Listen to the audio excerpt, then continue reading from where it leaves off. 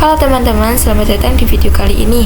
Kali ini aku akan membahas tentang sejarah kelam yang jarang dibicarakan terbuka oleh masyarakat, yaitu tentang prostitusi dan penggudikan pada wanita kolonial.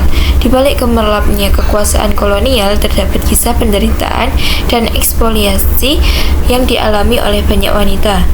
Nah, melalui video ini kita akan memahami bagaimana sistem kolonialisme tidak hanya menindas secara politik dan ekonomi, tetapi juga merenggut kemanusiaan dan martabat wanita. Mari kita mulai perjalanan ini dengan membuka tabir sejarah yang penuh luka. Nah, pada masa kolonial, kekuasaan asing menguasai beberapa wilayah Asia, Afrika, dan Nusantara. Sistem kolonial tidak hanya mengatur sumber daya dan ekonomi saja, tetapi juga mengandalkan kehidupan sosial masyarakat lokal, terutama perempuan. Wanita ini sering dijadikan korban eksploitasi dalam berbagai bentuk, terutama prostitusi yang dipaksa untuk kekuasaan kolonial. Kemudian, prostitusi pada masa kolonial ini bukan hanya sekedar fenomena sosial saja, tetapi juga bagian dari sistem penggudikan. Banyaknya wanita yang dipaksa sebagai pelacur untuk memenuhi kebutuhan tentara kolonial dan pejabat asing. Mereka sering direnggut secara paksa melalui tipu daya tanpa adanya perlindungan hukum. Kondisi ini melibatkan bagaimana perempuan dijadikan komoditas dalam struktur kolonial dan patriarkal dengan kapitalistik. Kemudian eksploitasi ini membawa dampak yang sangat besar bagi wanita korban.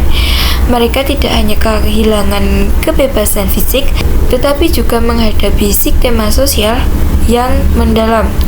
Banyak dari mereka yang mengalami trauma psikologi, kehilangan martabat, dan terpinggirkan dalam masyarakat.